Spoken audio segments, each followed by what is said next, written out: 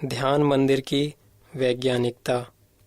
Osho Haseeba खेलीबा Dariba ध्यानम, a talk given in Bombay, India, discourse number 2। मेरे प्रिय आत्मन, सुना है मैंने एक खतरनाक तूफान में कोई नाव उलट गई थी। एक व्यक्ति उस नाव में बच गया और एक निर्जन द्वीप पर जा लगा। दिन, 2 दिन, 4 दिन, सप्ताह, 2 सप्ताह उसने प्रतीक्षा की कि जिस बड़ी दुनिया का वो निवासी था वहां से कोई उसे बचाने आ जाएगा। फिर महीने भी बीत गए और वर्ष भी बीतने लगा। फिर किसी को आते न देखकर वो धीरे धीरे प्रतीक्षा करना भी भूल गया। 5 वर्षों के बाद कोई जहाज वहां से गुजरा। उस एकांत निर्जन द्वीप पर उस आदमी को निकालने के लिए जहाज ने लोगों को उतारा, और जब उन लोगों ने उस खो गए आदमी को वापस चलने को कहा तो वो विचार में पड़ गया। उन लोगों ने कहा, क्या विचार कर रहे हैं, चलना है या नहीं? तो उस आदमी ने कहा, अगर तुम्हारे साथ जहाज पर कुछ अखबार हों जो तुम्हारी दुनिया की खबर लाए हों तो मैं पिछले दिनों के कुछ अखबार देख लेना चाहता हूं।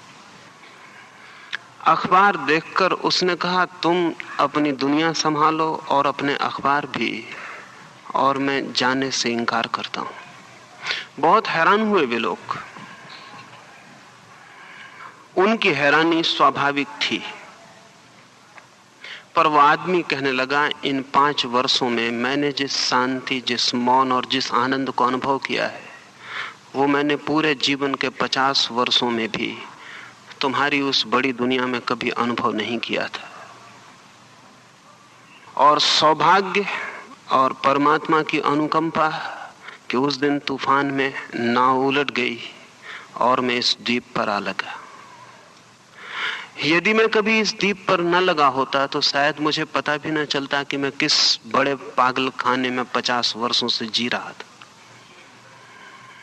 हम उस बड़े पागल खाने के हिस्से हैं। उसमें ही पैदा होते हैं, उसमें ही बड़े होते हैं, उसमें ही जीते हैं, और इसलिए कभी पता भी नहीं चल पाता कि जीवन में जो भी पाने योग्य है वो सभी हमारे हाथ से चूक गया है। और जिसे हम सुख कहते हैं और जिसे हम शांति कहते हैं उसका ना तो सुख से कोई संबंध है और ना शांति से कोई संबंध है। और जिसे हम जीवन कहते हैं शायद वो मौत से किसी भी हालत में बेहतर नहीं है।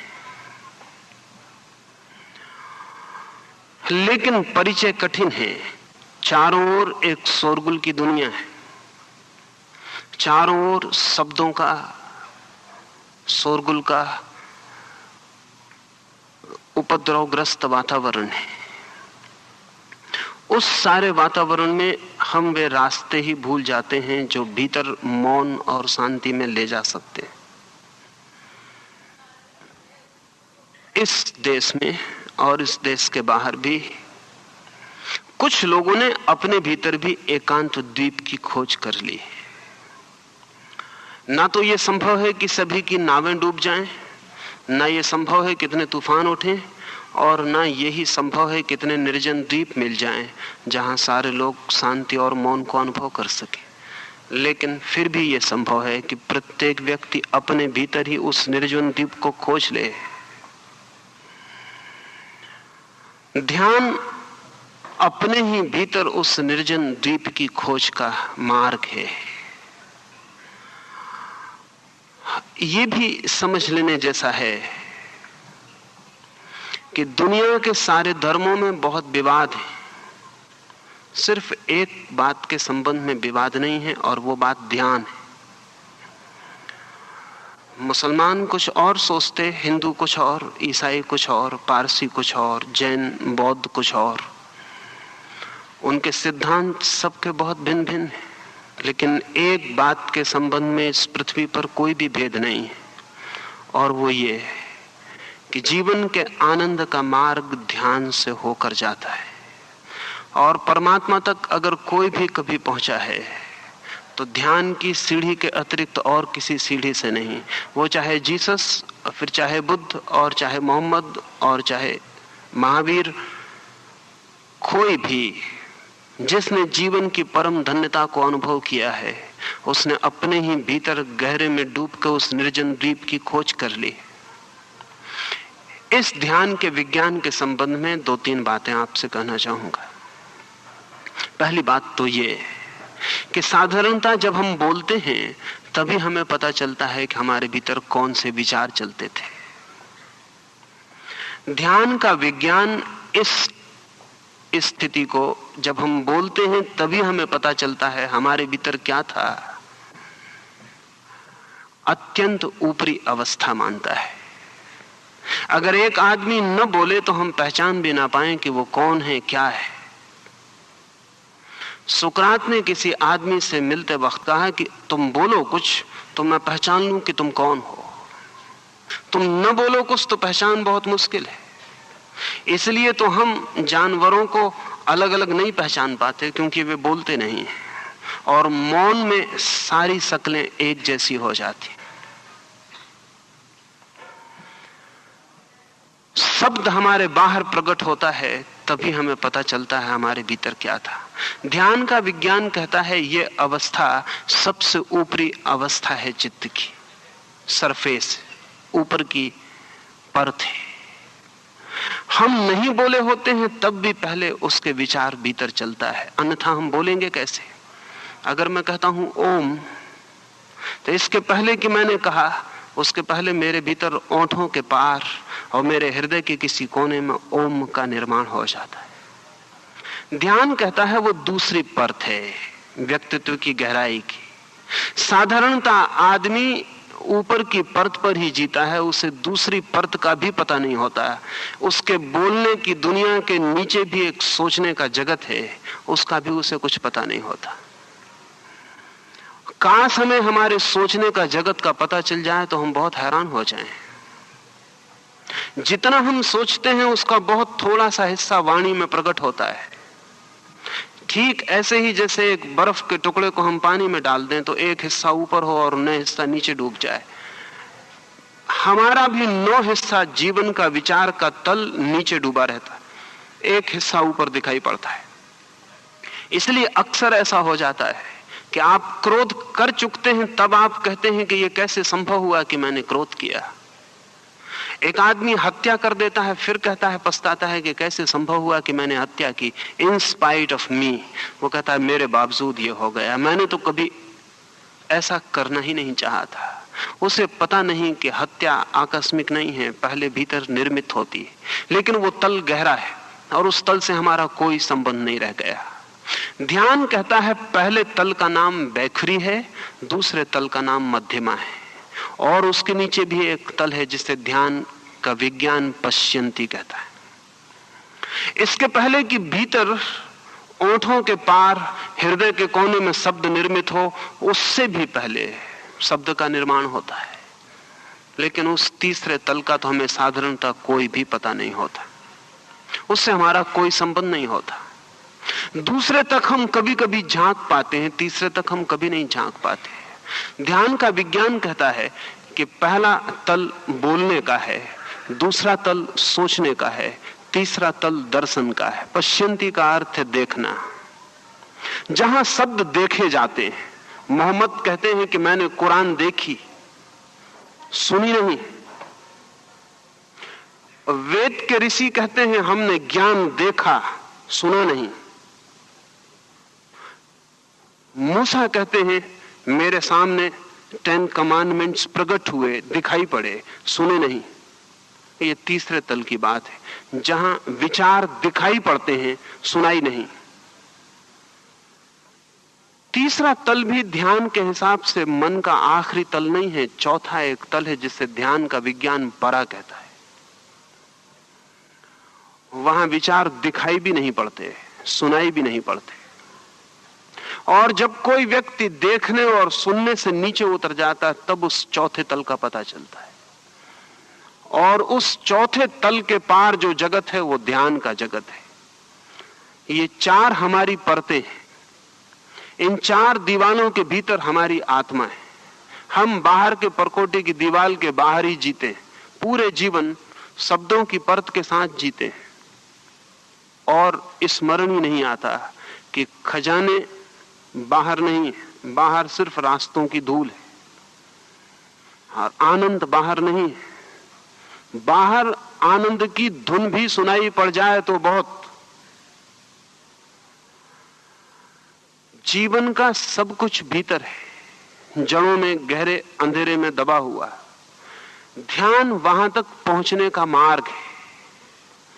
पृथ्वी पर बहुत से रास्तों से उस पांचवी स्थिति में पहुंचने की कोशिश की जाती रही है, और जो व्यक्ति इन चार स्थितियों को पार करके पांचवी गहराई में नहीं डूब पाता, उस व्यक्ति को जीवन तो मिला लेकिन जीवन को जानने की उसने कोई कोशिश नहीं की। उस व्यक्ति को खजाने तो मिले लेकिन खजानों से वो अपरिचित रहा और रास्तों पर भीख मांगने में समय बिताया। उस व्यक्ति के पास वीणा तो थी जिससे संगीत पैदा हो सकता, लेकिन उसने उसे कभी छुआ नहीं, उसकी अंगुलियों का कभी कोई स्पर्श उसकी वीणा तक नहीं पहुंचा। हम जिसे सुख कहते हैं, धर्म उसे सुख नहीं कहता है भी नहीं। हम भी भली भांति जानते हैं हमारा सुख करीब करीब ऐसा है। मुझे एक छोटी सी कहानी याद आती। एक आदमी अपने मित्रों के पास बैठा है, बहुत बेचैन, बहुत परेशान, और ऐसा मालूम पड़ता है उसके भीतर कोई बहुत बहुत कष्ट, कोई भीतर वो बहुत पीड़ा को दबाए हुए। अंततः एक मित्र उससे पूछता है, इतने परेशान है, बात क्या है? सिर में दर्द है, पेट में दर्द है? उस आदमी ने कहा, नहीं, ना सिर में दर्द है ना पेट में दर्द, मेरे जूते बहुत काट रहे हैं, बहुत तंग हैं जूते। मित्र ने कहा, तो जूतों को निकाल दें, और अगर इतने तंग जूते हैं कि इतना परेशान कर रहे हैं तो थोड़े ठीक जूते खरीद लें। उस आदमी ने कहा, नहीं, ये ना हो सकेगा, मैं वैसे ही बहुत मुसीबत में हूं।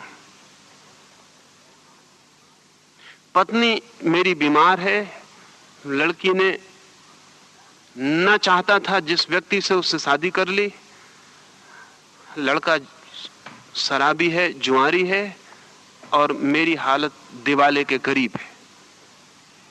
नहीं, मैं वैसे ही बहुत दुख में हूं। उन मित्रों ने कहा, आप पागल हैं, वैसे ही बहुत दुख में हैं तो इस जूते को तो बदल ही लें। उस आदमी ने कहा, इस जूते के साथ ही मेरा एकमात्र सुख रह गया है। तब तो वे बहुत चकित हुए। उन्होंने कहा, ये सुख किस प्रकार का है?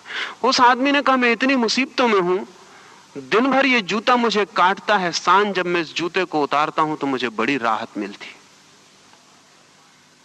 एक ही सुख मेरे पास बचा है, वो ये कि सांझ जब घर जाके मैं इस जूते को उतारता हूं तो बड़ी रिलीफ, बड़ी राहत मिलती। बस एक ही सुख मेरे पास है, और तो दुख ही दुख है।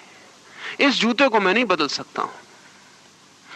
जिसे हम सुख कहते हैं वो तंग जूते से ज्यादा सुख नहीं है, रिलीफ से ज्यादा सुख नहीं है। जिसे हम सुख कहते हैं वो थोड़ी सी देर के लिए किसी तनाव से मुक्ति है, नकारात्मक है, निगेटिव है। एक आदमी थोड़ी देर के लिए शराब पी लेता है और सोचता है सुख में। एक आदमी थोड़ी देर के लिए सेक्स में उतर जाता है और सोचता है कि सुख में। एक आदमी थोड़ी देर के लिए संगीत सुन लेता है और सोचता है कि सुख में। एक आदमी बैठ के गपशप कर लेता है, हंसी मजाक कर लेता है, हंस लेता है और सोचता है कि सुख में। ये सारे सुख तंग जूते को सांझ उतारने से भिन्न नहीं है। इनका सुख से कोई भी संबंध नहीं है। सुख एक पॉजिटिव, एक विधायक स्थिति है, नकारात्मक नहीं। सुख छींक जैसी चीज नहीं है कि आपको छींक आ जाती है, पीछे थोड़ी राहत मिलती क्योंकि छींक परेशान कर रही थी। वो एक नकारात्मक चीज नहीं है कि एक बोझ मन से उतर जाता है और पीछे अच्छा लगता है। सुख एक विधायक अनुभव है। लेकिन बिना ध्यान के वैसा विधायक सुख किसी को अनुभव नहीं होता है। और जैसे जैसे आदमी सभ्य और शिक्षित हुआ है, वैसे वैसे ध्यान से दूर हुआ है। सारी शिक्षा, सारी सभ्यता आदमी को दूसरों से कैसे संबंधित हो ये तो सिखा देती है, लेकिन अपने से कैसे संबंधित हो ये नहीं सिखाती। समाज को कोई प्रयोजन भी नहीं है कि आप अपने से संबंधित हो। समाज चाहता है आप दूसरों से संबंधित हो। ठीक से, कुशलता से बात पूरी हो जाती। आप कुशलता से काम करें, बात पूरी हो जाती। समाज आपको एक फंक्शन से ज्यादा नहीं मानता। अच्छे दुकानदार हो, अच्छे नौकर हो, अच्छे पति हो, अच्छी मां हो, अच्छी पत्नी हो, बात समाप्त हो गई। आपसे समाज को कोई लेना देना नहीं है। इसलिए समाज की सारी शिक्षा उपयोगिता है, यूटिलिटी। समाज सारी शिक्षा ऐसी देता है जिससे कुछ पैदा हो। आनंद से कुछ भी पैदा होता नहीं दिखाई पड़ता। आनंद कोई कमोडिटी नहीं है जो बाजार में बिक सके। आनंद कोई ऐसी चीज नहीं जिसे रुपए में बंजाया जा सके। आनंद कोई ऐसी चीज नहीं जिसे बैंक बैलेंस में जमा किया जा सके। आनंद कोई ऐसी चीज नहीं है जिसकी कोई भी मूल्य, जिसकी कोई भी बाजार में कीमत हो सके। इसलिए समाज को आनंद से कोई प्रयोजन नहीं है। और कठिनाई यही है कि आनंद भर एक ऐसी चीज है जो व्यक्ति के लिए मूल्यवान है, बाकी कुछ भी मूल्यवान नहीं है। लेकिन जैसे जैसे आदमी सभ्य होता है, यूटिलिटेरियन होता है। सब चीजों की उपयोगिता होनी चाहिए। मेरे पास लोग आते हैं, वे कहते हैं ध्यान से क्या मिलेगा। शायद वे सोचते होंगे रुपए मिले, मकान मिले, कोई पद मिले। ध्यान से न पद मिलेगा, न रुपए मिलेंगे, न मकान मिलेगा। ध्यान कोई उपयोगिता नहीं है। लेकिन जो आदमी सिर्फ उपयोगी चीजों की तलाश में घूम रहा है, वो आदमी सिर्फ मौत की तलाश में घूम रहा है। जीवन की भी कोई उपयोगिता नहीं है। जीवन में जो भी महत्वपूर्ण है वो पर्पसलेस है। जीवन में जो भी महत्वपूर्ण है उसकी बाजार में कोई कीमत नहीं। प्रेम की कोई कीमत है बाजार में? कोई कीमत नहीं है। आनंद की कोई कीमत है? कोई कीमत नहीं है। प्रार्थना की कोई कीमत है? कोई कीमत नहीं। ध्यान की, परमात्मा की, इनकी कोई भी कीमत नहीं है। लेकिन जिस जिंदगी में अनुपयोगी, नॉन यूटिलिटेरियन मार्ग नहीं होता, उस जिंदगी में सितारों की चमक भी खो जाती है। उस जिंदगी में फूलों की सुगंध भी खो जाती है। उस जिंदगी में पक्षियों के गीत भी खो जाते हैं। उस जिंदगी में नदियों की दौड़ती हुई गति भी खो जाती है। उस जिंदगी में कुछ भी नहीं बचता, सिर्फ बाजार बचता है। उस जिंदगी में काम के सिवाय कुछ भी नहीं बचता। उस जिंदगी में तनाव और परेशानी और चिंताओं के सिवाय कुछ भी नहीं बचता। और जिंदगी चिंताओं का एक जोड़ नहीं है, लेकिन हमारी जिंदगी चिंताओं का एक जोड़ है। ध्यान हमारी जिंदगी में उस डायमेंशन, उस आयाम की खोज है जहां हम बिना प्रयोजन के, सिर्फ होने मात्र में, जस्ट टू बी, होने मात्र में आनंदित होते हैं। और जब भी हमारे जीवन में कहीं से भी सुख की कोई किरण उतरती है, तो वे ही क्षण होते हैं जब हम खाली, बिना काम के, समुद्र के तट पर या किसी पर्वत की ओट में, या रात आकाश के तारों के नीचे, या सुबह उगते सूरज के साथ, या आकाश में उड़ते हुए पक्षियों के पीछे, या खिले हुए फूलों के पास, कभी जब हम बिना काम, बिल्कुल बेकाम, बिल्कुल व्यर्थ, बाजार में जिसकी कोई कीमत ना होगी, ऐसे किसी क्षण में होते हैं, तभी हमारे जीवन में सुख की थोड़ी सी ध्वनि उतरती। लेकिन ये आकस्मिक, एक्सीडेंटल होती। ध्यान व्यवस्थित रूप से इस किरण की खोज है, ये कभी होती है। ये ट्यूनिंग कभी हम विश्व के और हमारे बीच संगीत का सुर बंध जाता है, कभी। ठीक वैसे ही जैसे कोई बच्चा सितार को छेड़ दे और कोई राग पैदा हो जाए। आकस्मिक। ध्यान व्यवस्थित रूप से जीवन में उस द्वार को बड़ा करने का नाम है जहां से आनंद की किरण उतरनी शुरू होती, जहां से हम पदार्थ से छूटते हैं और परमात्मा से जुड़ते हैं। मेरे देखे ध्यान से ज्यादा बिना कीमत की कोई चीज नहीं है और ध्यान से ज्यादा बहुमूल्य भी कोई चीज नहीं है। और आश्चर्य की बात यह है कि ये जो ध्यान, प्रार्थना या हम कोई और नाम दें, ये इतनी कठिन बात नहीं है जितना लोग सोचते हैं। कठिनाई अपरिचय की, कठिनाई न जानने के अतिरिक्त और कुछ भी नहीं। जैसे हमारे घर के किनारे पर ही कोई फूल खिला हो और हमने खिड़की ना खोली हो, जैसे बाहर सूरज खड़ा हो और हमारे द्वार बंद हो, जैसे खजाना सामने पड़ा हो और हम आंख बंद किए बैठे हो, ऐसी कठिनाई। अपने ही हाथ से अपरिचय के कारण कुछ हम खोए हुए बैठे हैं जो हमारा किसी भी क्षण हो सकता है। ध्यान प्रत्येक व्यक्ति की क्षमता है, क्षमता ही नहीं, प्रत्येक व्यक्ति का अधिकार भी। परमात्मा जिस दिन व्यक्ति को पैदा करता है, ध्यान के साथ ही पैदा करता है। बच्चों में बूढ़ों से ज्यादा ध्यान होता, इसलिए बच्चों की जिंदगी में बूढ़ों से ज्यादा आनंद की पुलक होती। इसलिए बच्चों की आंखों में कुछ अलौकिक।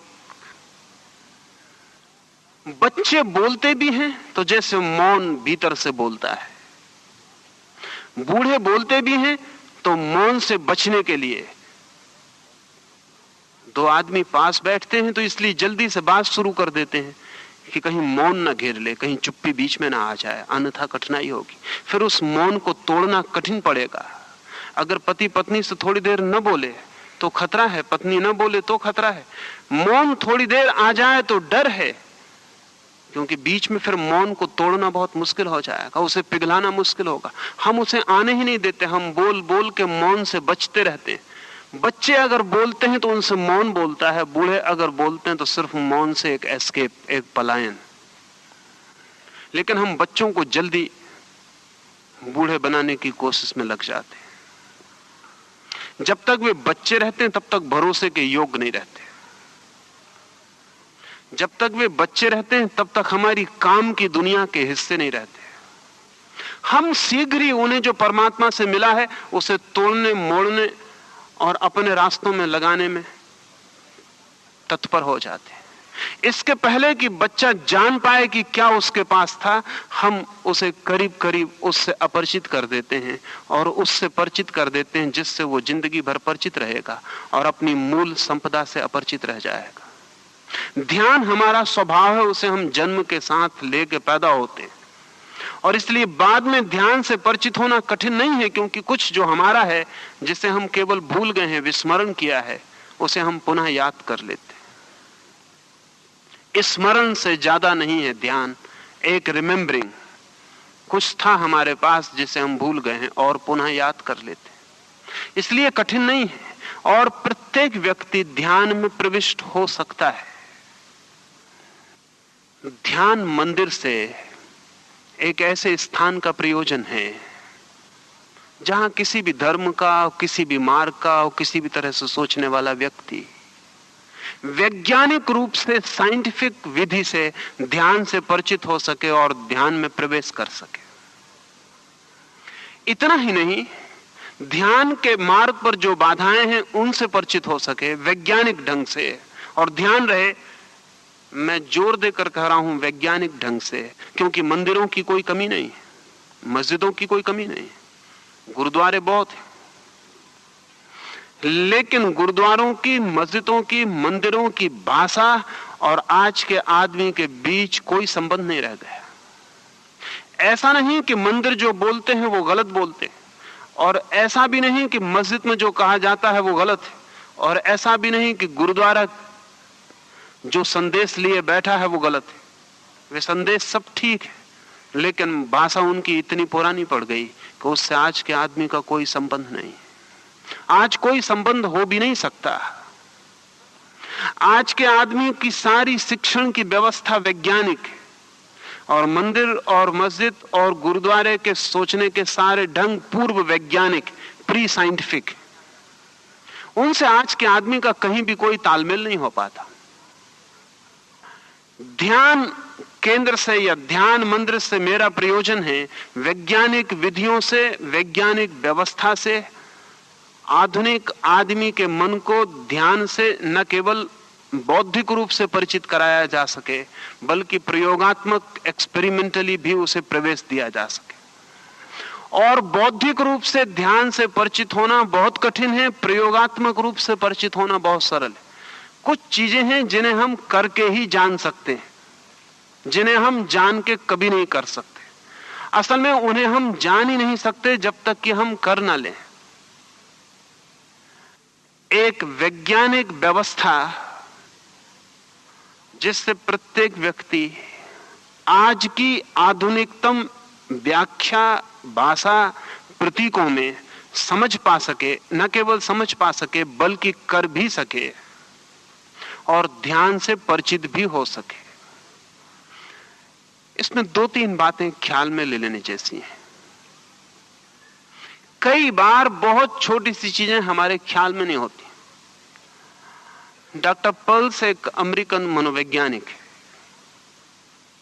उसने एक बहुत छोटी सी बात पर जिंदगी भर प्रयोग किया, एक बहुत छोटी बात जिसका हमें ख्याल भी नहीं हो सकता। उसका कहना है कि जो आदमी भोजन ठीक से चबा के नहीं करता, उस आदमी की जिंदगी में हिंसा ज्यादा होगी, वो ज्यादा वायलेंट होगा। जो आदमी भोजन ठीक से चबा के करता है, उसकी जिंदगी में हिंसा कम हो जाएगी। ये बहुत अजीब सी बात मालूम पड़ती है। चबाने से और हिंसा का क्या संबंध हो सकता है? लेकिन पर्ल्स की 30 साल की खोज यही है कि सभी जानवरों की हिंसा उनके दांतों से बंधी होती है। सभी जानवर दांत से हिंसा करते हैं। जब भी हिंसा करते हैं तो दांत से ही करते हैं। आदमी भी, उसकी हिंसा भी उसके दांतों में केंद्रित है। लेकिन आदमी ने जो भोजन विकसित किए हैं उनमें उतनी हिंसा नहीं हो पाती, इसलिए उसके दांत की हिंसा उसके पूरे शरीर में फैल जाती। अब पर्ल्स ने पिछले 10 वर्षों में अनेक लोग जो वायलेंट थे, पागल थे, जो हिंसा बिना किए रह नहीं सकते थे, उनको सिर्फ भोजन ठीक से चबाने का प्रयोग करवाया और पाया कि 3 महीने के प्रयोग में जो आदमी बिना चीजों को तोड़े फोड़े नहीं रह सकता था, जो आदमी किसी न किसी को मारे बिना नहीं रह सकता था, उस आदमी की हिंसा तिरोहित हो गई। फिर उसने दांतों और हिंसा और मनुष्य के व्यक्तित्व को पूरा का पूरा वैज्ञानिक आधारों पर खोजबीन की और उसकी बात बहुत दूर तक सच साबित हुई। आप प्रयोग करके देखें और ख्याल में आएगा। एक 15 दिन भोजन को इतना चबाएं कि जब तक वो लिक्विड ना हो जाए तब तक उसको भीतर न ले जाएं, और 24 घंटे आप स्मरण करें कि आपकी हिंसा में रोज फर्क पड़ता है या नहीं पड़ता है। और आप 21 दिन के प्रयोग के बाद दंग हो जाएंगे कि आपके क्रोध में फर्क हो गया है।